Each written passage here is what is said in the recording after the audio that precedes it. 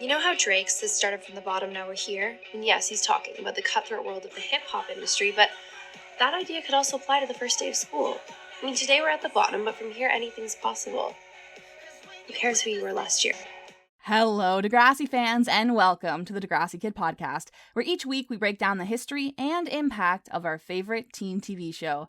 I'm Jocelyn, and today we're taking a look at the final series of Degrassi Next Class before it was eventually canceled in 2017. But why? If everything was going so well, why did they stop making Degrassi in the first place? And what led to them being canceled altogether?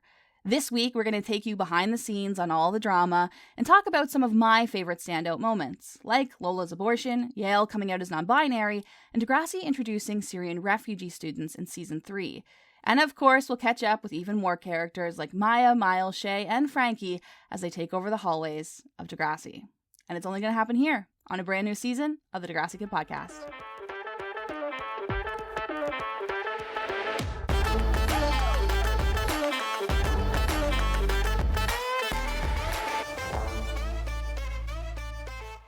We're moving in a different direction, but we should go out with a bang. Send us some ideas and we'll take a look.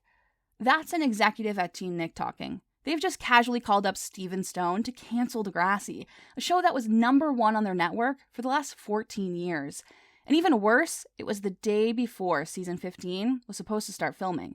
What was he going to do? I mean, of course Stephen tried to fight back. He said, "The plans for the new season are just too good to pass up. I thought you believed in us." The reply? "Maybe Drake will do a special concert or something to close out the show. Let us know." The television business can be brutal, and despite my confidence, Stephen said, it appeared Degrassi was really over. Except you and I both know that Degrassi comes back with a brand new series called Next Class, except this time they'll be streaming on Netflix. So how does that happen? Why did Teen Nick cancel their #1 show? What goes on behind the scenes to bring Degrassi back as a brand new series all over again? And why did that new series only last for 4 seasons? Well, we're going to go through it all, but first, here's how Stephen Stohn saves Degrassi one last time. As luck would have it, Stephen remembered another old conversation, one he had with DHX Media, the company that now owned all the rights to the Degrassi franchise.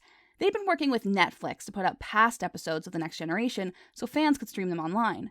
Except Stephen was wondering, instead of paying a small tiny fee to air those old episodes of Degrassi, could they actually pay the full price and make a brand new Degrassi instead? Netflix said sure. Now, of course, there was a lot of discussion and back and forth before they actually said yes. First, they needed to hear a pitch on how Degrassi would work on a streaming service, because this had never really been done before. At the time, streaming sites were primarily used to watch old movies and old TV shows that already existed. The idea of a streaming platform making their own content was still a pretty new idea. So at the time, Stephen knew going to Netflix and saying, "Hey, want to make a TV show that was just canceled?" might not be an easy sell. So they had to come up with a plan, and it had to be a damn good one. Linda Schuyler embarks on an adventure with Matt Heater and Sarah Glinsky. They've just been promoted from head writers of Degrassi to executive producers, so they're passionate to prove themselves and make sure the show gets another chance. The 3 of them head down to Los Angeles, where they've set up meetings with 3 of the biggest streaming services in the industry: Amazon, Hulu, and Netflix. Matt and Sarah give a passionate speech about why Degrassi needs to keep telling stories, why it needs to be on their streaming platform, and how they've changed the show to reflect a new generation. And before the end of the day, Netflix was the one who called back and said, "We'll take it." And that's exactly why you should read Stephen Stohn's memoir called Whatever It Takes. He's uploading a podcast and audiobook about the complete history of Degrassi from his real-life perspective. Sometimes I can't tell the full story in a half-hour podcast, but Stephen Stohn sure can. So check the link in the description to hear his full side of Degrassi's history. But for now, Netflix has signed on with DHX Media, and they'll be making a brand new Degrassi. But first, we have to ask, why is this even happening? Why did Teen Nick cancel the #1 show on their network in the first place? Sure, Degrassi's ratings were slowing down in Season 14, but they were still bringing in more viewers than any other show on Teen Nick. So what's going on?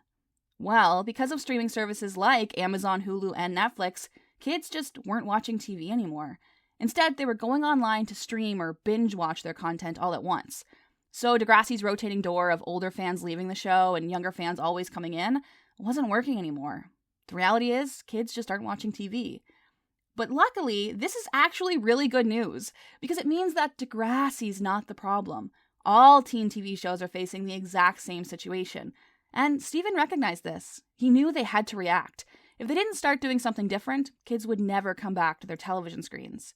So before Matt and Sarah started writing what was supposed to be season 15 of Degrassi, Stephen gave them this impassioned speech. We need to change things up.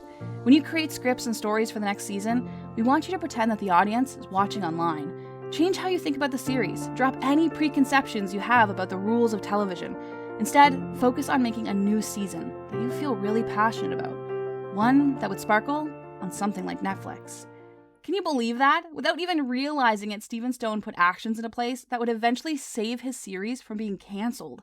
He said, "We didn't know it at the time, but we actually created a very well-planned and very detailed pitch exactly suited for Netflix." So when Teen Nick called to say they wouldn't be making Degrassi anymore, it was only 1 week later that Linda and her team flew down to Los Angeles with a pitch that would save their show. And it worked, because on June 8th, 2015, Degrassi started filming its very first episode of a brand new series called Degrassi Next Class. Whatever it takes, I know I can make it through. Degrassi's back, baby! And this time they're focusing on Gen Z, a new generation of teenagers whose memories are all post-9/11 and digital. Linda Schuyler thought that rebooting as a brand new series actually made perfect sense. She said, "When we realized the kids we're talking to today weren't even born when we started the next generation, it was a very sobering fact. So we've done a lot of research into Generation Z and decided maybe Degrassi needed a reboot after all." So how is Degrassi going to make sure the audience knows they're watching a brand new show, one that is completely separate from the 14 seasons that came before it? Well, Degrassi makes 5 changes that will let the audience know this is Degrassi like you've never seen it before. First, they changed the name. Season 15 of Degrassi is now known as Season 1 and 2 of Degrassi Next Class. It's clear the show is leaving their roots behind and starting all over again. As well, the episode titles now reflect a more modern world with names like #NoFilter or #NotAllMen. And the opening credits will change all over again when they start to resemble an Instagram feed, where instead of seeing students walk around at school and interact with each other, we'll now be seeing their Snapchat stories or catching their latest selfie. Stephen Stohn said it was all very reflective of Gen Z and how tuned in they are with technology. But it doesn't stop there. For Degrassi to feel like a brand new show, it needs to look like a brand new show. So the school gets completely re-renovated. Now all the lockers are painted in vibrant colors, classrooms are upgraded with iPads and smartboards, and even the hallways are flashing new HD screens that play student announcements all day long. Throw in some new locations like a student lounge with beanbag chairs and a new digital art center, and Degrassi is starting to look like a brand new school. And finally, even new programs were introduced to keep up with the changing world, like the Queer Straight Alliance, the Feminism Club, and the Muslim Students Association. Even language classes are now teaching Mandarin. The entire show is completely revamped with a new vibe while still maintaining those classic core values from the 80s. However, we do need to remember that this is all happening because Degrassi was canceled. The reality is that the television industry is dying. Much Music didn't even consider picking up season 15 of Degrassi because they were losing money like crazy. They fired over 100 employees and even stopped making their top shows like Today's Top 10 or Video on Trial. This new world of streaming was a huge blow for any show, but especially ones made in Canada. Because remember, for Degrassi to get all of that funding and all those tax credits or federal loans, their show needs to be entirely Canadian, meaning they need a Canadian broadcaster to still put them on television.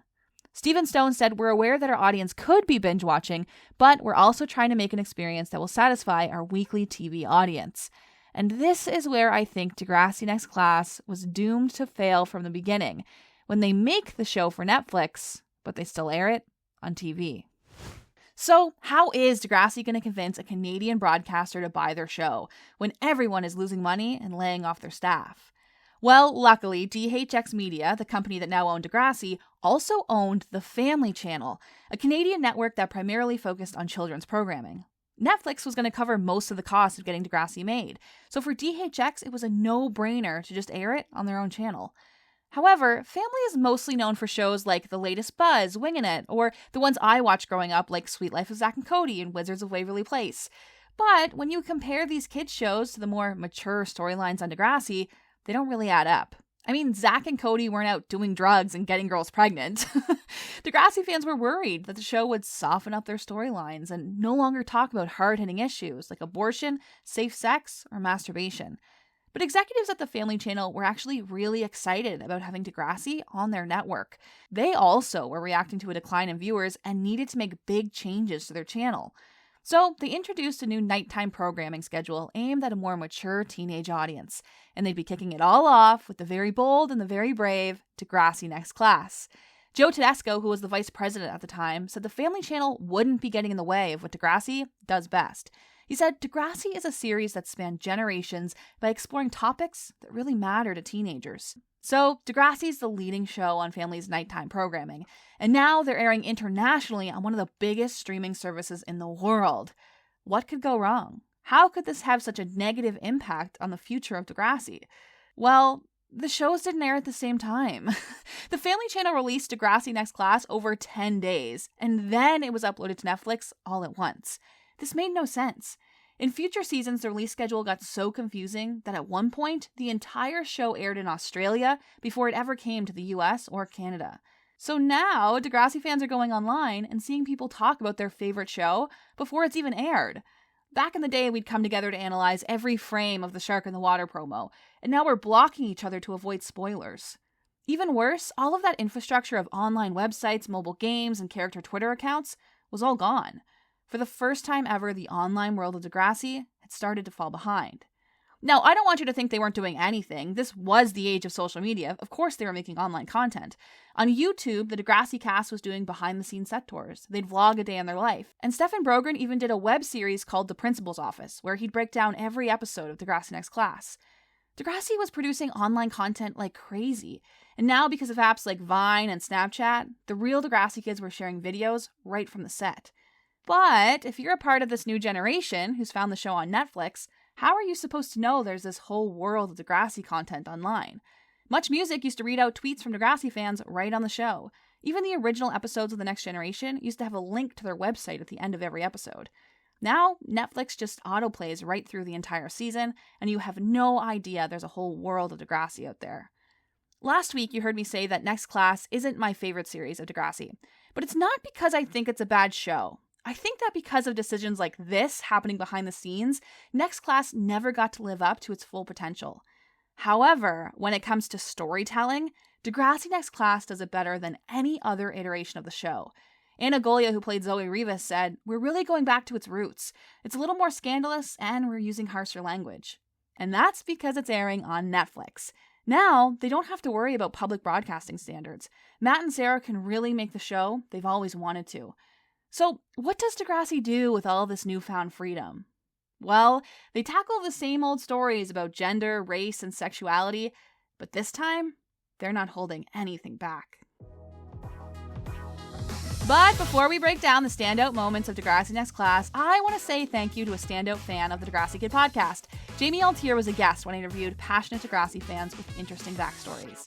Well, she was very kind and went out of her way to send me a thank you gift in the mail, a crochet hat inspired by Manny Santos. Jamie let me know that she's starting to take commissions for her crochet work, and you can find her linked in the description at Maybe Jamie May. But for now, let's break down 3 new storylines on Degrassi that go farther than ever before. Thanks, Jamie. I'll use an aspirator. It's kind of like a vacuum. It'll suck out the contents of the uterus. Anything you want to ask before we start? Am I the first 16-year-old you've ever done this to? You're not the first today. For the first time in Degrassi history, an abortion is performed on screen and in the middle of an episode. After mistaking her birth control and accidentally getting pregnant, Lola Puccini decides right away that she wants to have an abortion, no matter what anyone has to say about it. I already did a deep dive into the storyline on an episode titled How Degrassi Handles Controversy. We talk about how Degrassi explores this topic 4 times over 30 years, looking at the political landscape of women's rights in 1989, 2003, and 2017. But by far, Next Class is the generation that handles it best. They actually follow Lola to her next day at school and don't have anyone protest that she's killing a baby. For context, this is the first time Linda Schuyler made an episode about abortion and didn't face any pushback. In Degrassi High and The Next Generation, each story was either censored or completely banned from airing. Now, with a new streaming service like Netflix, Degrassi really has the freedom to tell stories the way they want to. But having an abortion on screen is only one of the many standout moments on Degrassi Next Class. This time, Degrassi continues the conversation around gender when Yael Barron comes out as non-binary. I feel in between. I don't feel like a girl or what everyone thinks is a girl. I don't like makeup or stuff like you do. I really, really hate my boobs. Yeah, I was wondering what was going on there. But I don't feel like a boy either. This is honestly my favorite storyline from Next Class. For the first time ever, Degrassi shows us what it's like to use they/them pronouns, how to navigate your relationship when your partner identifies as straight, but you don't align with any gender, and just how freeing it is to be who you are. Anytime I see Degrassi tackle a storyline like this, I always think about little Jocelyn watching Fiona say, "I'm in love with her and she's a girl." Because I know these moments may seem very small, but they can actually make a huge impact. Trust me. And Linda Schuyler said she feels very proud of her writers for always embracing the importance of LGBT storylines and keeping up with the changing world of teenage experiences. One of the biggest things she's most proud of is that a lot of kids don't feel like they need to come out anymore. Characters like Vijay Mirage and Tristan Milligan just show up to Degrassi already gay. Lyle Littau, who played Tristan, said, "I really liked his confidence and how when he came on the show, he was already just out and proud." Sarah Glinsky added that Next Class is tackling a lot of topics they've already been doing on the show, like being gay in high school. But now they're done through a modern lens, where some of these storylines just aren't as controversial anymore. Lyle, who identifies as queer in real life, later found out that because of his confidence when he auditioned for Degrassi, they actually created the character of Tristan just for him, modeling the idea that gay kids really can just show up and be exactly who they are. Linda Schuyler said that never would have been a reality back when we first started Degrassi in 1979. And one thing that absolutely would have never happened is this conversation between Tristan and his bisexual boyfriend Miles, as they talk about having sex for the very first time. You really a virgin? I mean, I've done other stuff with people, but there's lots to think about. Got condoms. It's not just that. Do you think it hurts? I think that depends on... See, this is getting awkward. This is why we didn't talk about it. Yeah, but aren't you glad we're talking now? This honest discussion between two teenage boys is so authentic and real that it's almost hard to believe just how controversial it is. An episode of Degrassi Junior High was banned because they suggested a teacher may be a lesbian. Later, Snake's older brother comes out of the closet, but never even hints at the idea that he actually has sex with men. And now here are two teenage boys having a conversation about being ready, using protection, and asking each other questions that are awkward. Next Class is stocked full with really honest and powerful moments that would have never aired on television. But as usual, the groundbreaking storylines don't stop there. When in the next season, Degrassi reacts to real-world events by introducing students who just had their lives completely turned upside down. There are 1.6 billion Muslims in the world, and they're all different. If it's happening in real life, you can guarantee it's happening on Degrassi. And right now, millions of people in Syria have just found themselves in the middle of a war zone, separated from their families, left without homes, and fully thrown into a situation that's life or death. The Canadian government reacts by helping 25,000 Syrian refugees come to Canada, and families start opening up their homes to help those in need. So the writers of Degrassi asked themselves, what would it be like if some of those Syrian students enrolled at Degrassi? This year, we meet Rasha Zouabi and Saad Alamiki as they leave everything behind and try to fit in at their new school.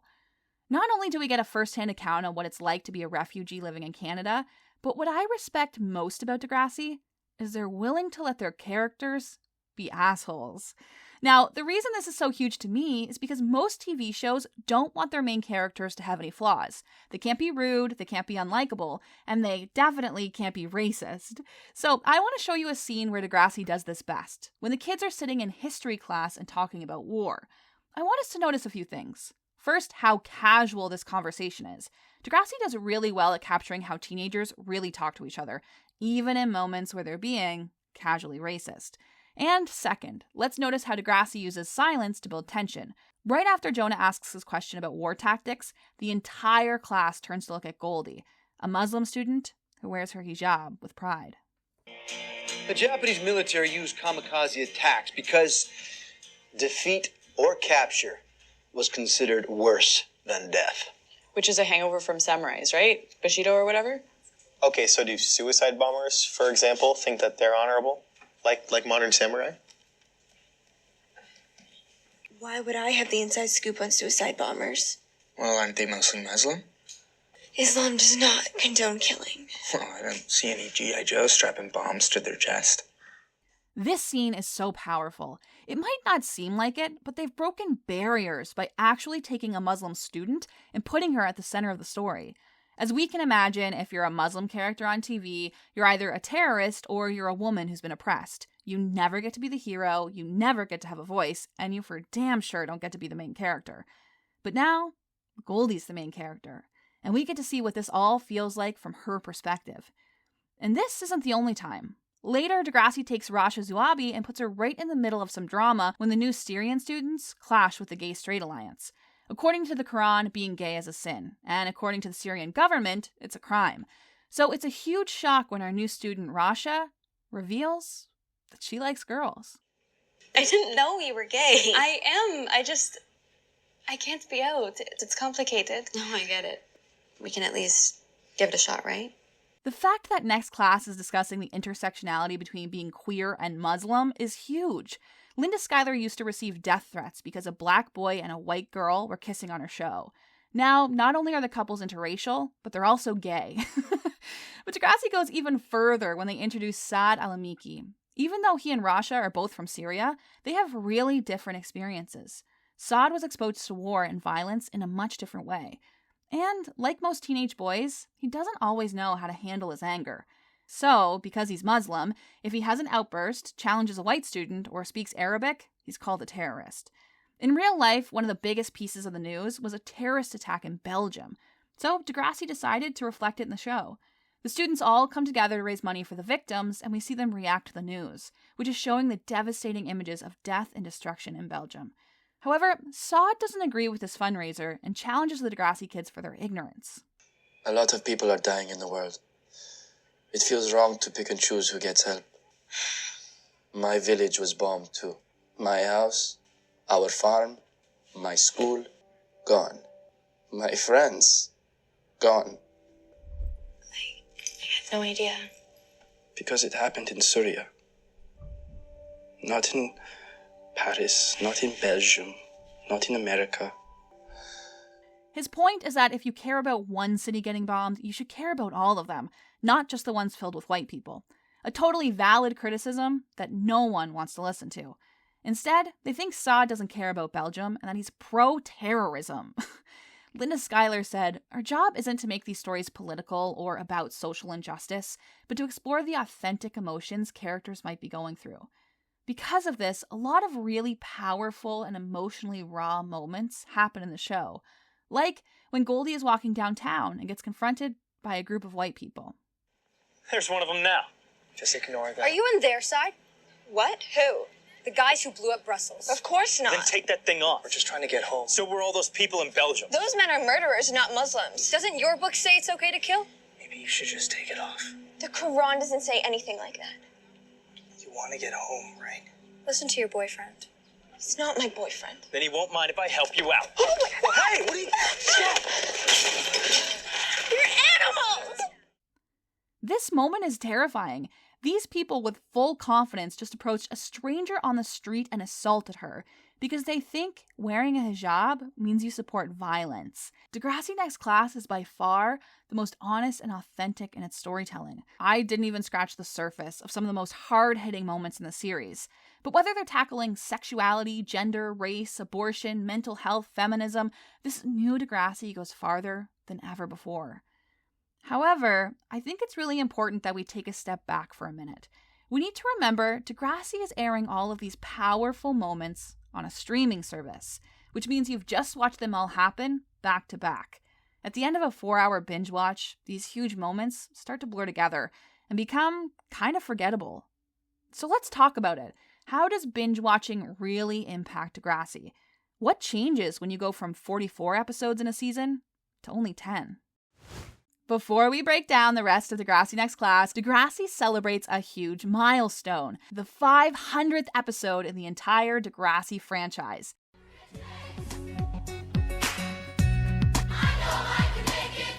so fun to come back. So many people in the cast and the crew haven't changed. And so it's kind of like a little family reunion in a weird way. It feels like I never left. It's so good to be back in the halls of Degrassi. It's super nostalgic. The episode is about a high school reunion.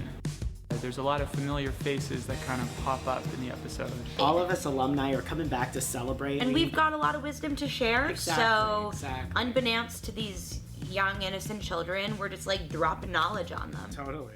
I want to take this moment to reflect on how far Degrassi's come and how monumental the show has been in the history of television. Whether they were the first show to tackle the AIDS crisis, the first show to introduce a trans student, or the first show to talk about what it's like to be a refugee and come to Canada, Degrassi has always stood behind its teenage characters and said, "You are not alone." So even though I'm about to criticize Degrassi Next Class for not living up to the world of online streaming, I want to celebrate the fact that we got here at all, to 500 episodes, a long way away from Ida Makes a Movie in 1979, the accidental first episode of Degrassi, made by my personal hero and her gay best friend, Linda Schuyler and Bruce Mackey. If you've enjoyed learning about all the behind-the-scenes moments in Degrassi's history, I encourage you to pre-order Linda's book called The Mother of All Degrassi. All proceeds go directly towards the Kids Help Phone. So check the link in the description and show your support to Linda Schuyler, the mother of all Degrassi, and the reason I'm proud to call myself Degrassi Kid. So how does being on a streaming service really change Degrassi? First of all, they get reduced down to 10 episodes each season. The new audience needs to be able to binge watch the series over a couple of days, and Degrassi can't be releasing 44 episodes all at once. So this changes the way Degrassi needs to write their show. Now, instead of having 15 characters go through 15 different storylines, Degrassi chooses one theme for all the characters to relate to. And this time, they chose feminism. We look at violence against women, catcalling, and online harassment, like when Maya reports to the police that she's been getting rape threats online. That's why you need to find these jerks and arrest them. To be realistic, none of these posts have any identifying information. Now, if they block their IPs using a VPN, we're not exactly equipped to track them down. But you're not going to give up, right? But we'll do everything that we can. We're hoping you might be able to post an officer to guard our house. Yeah, like tonight. If we were to post an officer at the home of every woman that gets threatening messages online, we'd have no one left to patrol the streets. Degrassi shows us what it's really like to be a teenage girl in this new age of social media. Now, every student is involved in some way in this storyline. Whether they're a victim, they're the ones making the threats, or they're just a bystander trying to take it all in. Everyone is affected. So it becomes a big deal when Hunter, the one who's been making those threats online, finally snaps and brings a gun to school. Are we really gonna hurt those people? I don't know. Going down to 10 episodes completely changes the way Degrassi tells their stories. However, Stephen Stohn said he feels like the biggest difference between the old Degrassi and the new Degrassi is actually in the pacing. He said there's an imperative to make every moment as interesting as possible, and we're adapting our show to this new world of storytelling. On social media, the most popular apps at the time are things like Vine and Snapchat, where the videos are 6 seconds long and the photos disappear forever. There's this idea that if you don't keep your audience constantly engaged, they'll move on, and they may never come back. So even though Degrassi is telling less story this season, they're still trying to tell them really fast. Stephen said there's so much more storyline in each episode, meaning people are constantly talking and relating to each other. But I think this is where they start to lose everything that makes them Degrassi. On Next Class, we've seen that they can tell really impactful stories. But because of how quickly we move on to the next moment, all of these huge emotional scenes get lost. And by the end of the season, you've forgotten a lot of what's happened. I'll show you what I mean. Remember when Goldie had her hijab ripped off? She runs away crying and it's this huge moment because she's just been assaulted. Well, I'm gonna play that clip again, but this time I'm gonna let it run into the next scene. Listen to how quickly we move on to the next moment. He's not my boyfriend. Then he won't mind if I help you out. Oh my God. Hey, what are you... You're animals! This extremely powerful scene is over in seconds, and after several hours of binge watching, it's hard to remember that even happened at all. I want you to think about standout moments from old episodes of Degrassi. Remember in the school shooting when Craig turns the corner and finds Jimmy? His lifeless body is just lying on the floor. Or when Spinner and Marco get caught up in a huge fight, and after building all of this tension, Marco blurts out, "Because Spin, because I'm gay." The thing that makes these moments stand out is the silence that follows them. We sit with Craig as he takes it all in and wonders, is my best friend dead? We stay on Spinner as he stands in shock that his friend Marco just came out of the closet. All of these moments stand out to us because Degrassi let us sit in the uncomfortable silence and feel what the characters are feeling. When Goldie gets assaulted, we don't get any of that.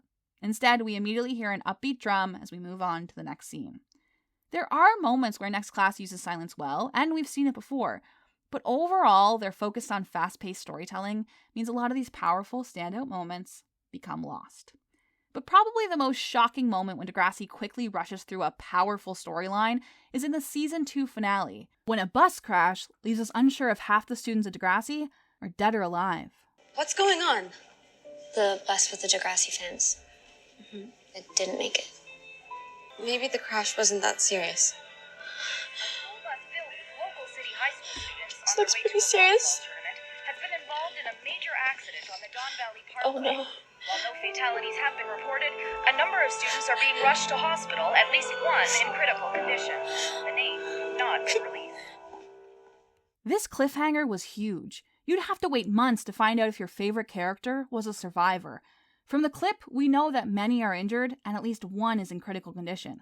But who? Was it Maya, Zig, Tiny, Grace, Jonah? How is this big storyline going to affect their next season at Degrassi? In real life, E! News reports it as the biggest cliffhanger ever seen on Degrassi. So, when a promo gets released for the new season, and it reveals that Tristan is the one in a coma, and the rest of the Degrassi kids are feeling better and moving on with their lives, the Degrassi fans feel cheated. Why would you build up to this big event only to spoil it in your own promo? Then, the episode opens like this. In the aftermath of a trauma, the human body has one amazing instinct: survival. As long as our hearts keep beating, we survive. That's my latest post. We're 50 since the bus crash. They montaged us. They took one of the biggest tragedies in the history of the school and they played clips. Maya in a wheelchair, Tristan paralyzed with a feeding tube down his throat, Zig covered in bandages and blood. They built up this huge tragedy and then took away all of the powerful moments, like finding out if your boyfriend is dead or alive, or seeing the moments right before the crash, or waking up in a hospital bed. Instead, everything that we were expecting over the course of an entire season was wrapped up in a 30-second vlog.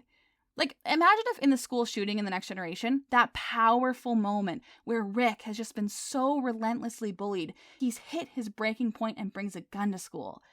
Imagine if instead of seeing the shooting happen, we hear a voiceover from Toby and just describing the events, and then we move on to the next scene where Jimmy's like totally alive and at a physio appointment. Like, what? That would be insane. If this was any other iteration of Degrassi, right now I'd cut to a reaction from Linda Schuyler or Stephen Stohn explaining why they skipped over the bus crash. Maybe the Syrian refugee crisis was shaping up to be a better story. Maybe they felt like starting right after the crash made the story feel too slow. But back in the day, Degrassi would have explained to us exactly why they experimented with this decision and how it failed.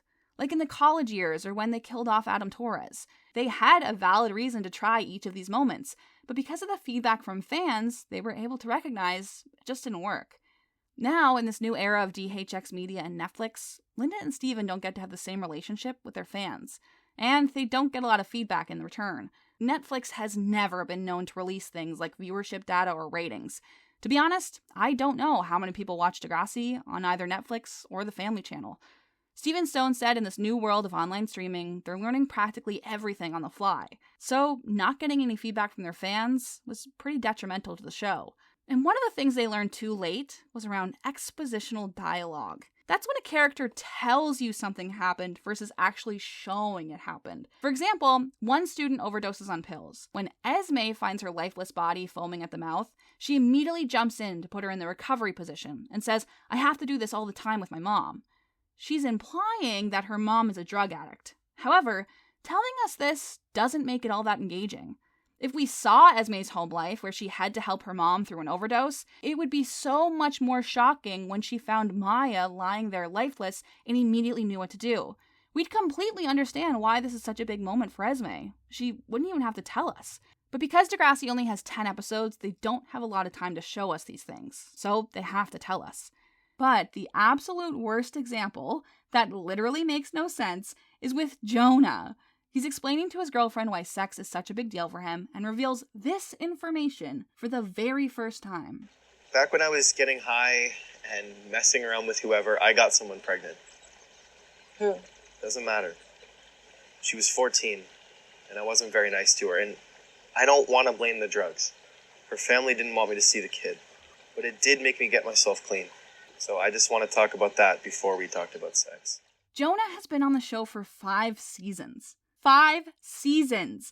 And today we find out he has a baby. What? But now that we know about it, I'm sure it comes up again, right? Like, it must be a major plot point later on. No, we never hear about the baby, we never see the baby, like there is no baby.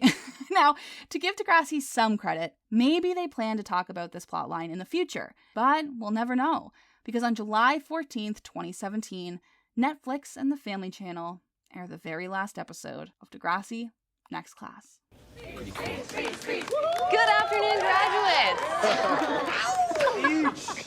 Seems like just yesterday we were scared little kids struggling to find our lockers, and today we're graduates. The kids are growing up and moving on. This year, 10 characters will walk across the stage with their cap and gown and say goodbye to Degrassi forever. But fans are still left with a lot of questions, like, who are going to be the main characters of Season 5? They've literally just graduated half of their cast, and because of how quickly the last few seasons have gone by, we haven't really gotten to know much about everyone who's still left behind. And Jonah's graduated, so why in the heck did they give him a random secret baby? Either way, Degrassi has a plan, and as usual, they start working right away on Season 5. Linda Schuyler said we're all wondering when Netflix is going to be making a decision. But as always, the creative process is continuing on, and we're at the mercy of their timeline. So a new cast starts auditioning, the scripts are getting written, and everyone is just waiting for that green light from Netflix, saying they've picked up the newest season of Degrassi Next Class. And then, nothing. 2 full years go by before there's ever a single comment made about Degrassi. No one's tweeting about it, everyone's avoiding interview requests, and the world of Degrassi just stops. But some fans, like me, are still holding on hope. The set of Degrassi is still being used to film TV shows like Holly Hobby and Creeped Out. DHX Media is still very active, so maybe if we just wait a little while longer, maybe we'll get an update on the new Degrassi. But then, in March 2019, Stephen Stohn casually tweets out that Degrassi Next Class was a great show that ended way too soon. That was it. After 2 years of waiting, that was our big official announcement that Degrassi was canceled for good. I don't think Stephen Stohn realized that this tweet would be the first official statement that confirmed it was really over. And even worse, all that hope we had because at least the school is still being used, right? Well, just a few months later, DHX announces that they're selling the studio. Everything that Linda and Stephen had built since 1996 was gone. There was no more Degrassi sign, no more lockers, no more production offices. It all had to be torn down. There's officially no hope that Degrassi's ever coming back. I wish I had an incredible story where Stephen Stohn makes a few wacky phone calls and saves the show. I wish I could say that we got a huge finale where generations of Degrassi kids come together and celebrate the 40-year legacy of the show. But instead, they all just waited around for a phone call that never came. One day, Linda Schuyler quietly packed up her office, and none of us had any idea. And I don't know when that moment of realization came for Stephen, when he had to accept that Degrassi was really over, or what he might have done to try and save it. When Stephen's memoir came out in 2018, Season 5 of Next Class was still in production. He even ends his lifelong memoir reflecting on the entertainment industry, how he started out as just a young kid with a dream. In his final paragraph, he says, "And even better, those dreams are still happening. I have a meeting to attend on some new Degrassi storylines for Season 5. All in all, I'm really just carrying on, having some fun, and doing whatever it takes." Stephen Stohn signs off his life memoir with the idea that he's just going to go make another season of Degrassi, and it never happens.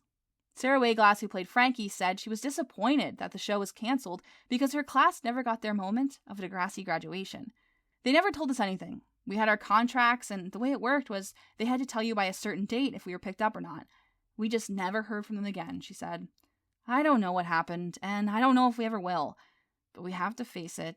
Degrassi's over. That is until January 2022, when all those old social media accounts come back to life one more time and announce that Degrassi's coming back for a reboot. But before we do our final breakdown, I have to say a huge thank you to the supporters of the Degrassi Kid podcast. Thank you to Annie M., Brittany Bargy, Sarah J., and Stevie for subscribing to my mail-out tier. I can't wait to send you a personalized little Degrassi package this month. And as always, a special thank you to Stevie for being my biggest supporter on Patreon and in real life. You're the reason I feel so encouraged to keep working on my dreams. And a big thank you to Alyssa, Brittany, Georgia, and Randy for being true Degrassi kids over on Patreon.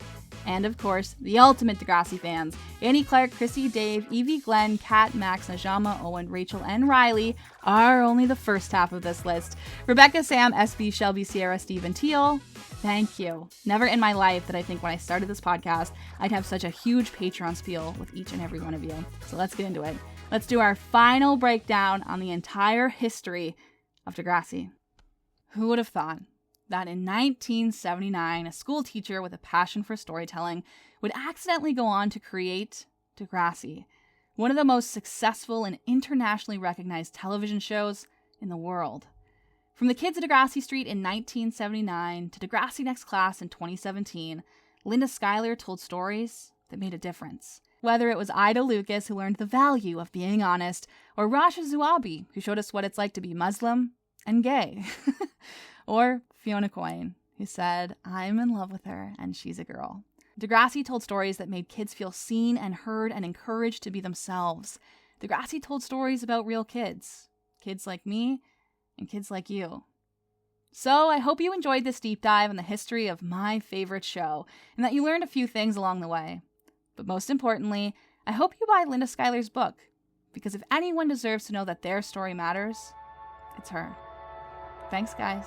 Gotta pack my bags, leave my world behind, take a different road. I know it's my time to open up my heart for another crowd. Play it strong and sing it loud. There's empty places in my life and I need to breathe. There's empty spaces on the map waiting there for me.